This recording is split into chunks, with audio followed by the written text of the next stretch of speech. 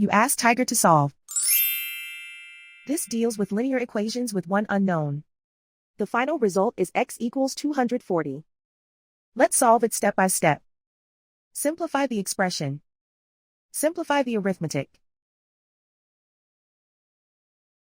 Group all x terms on the left side of the equation.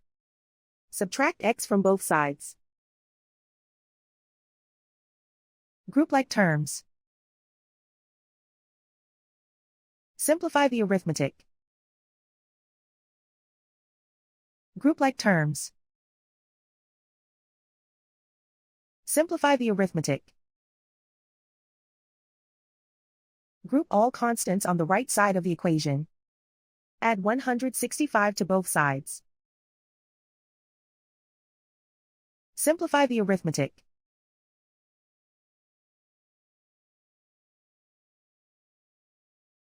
And so the final result is x equals 240.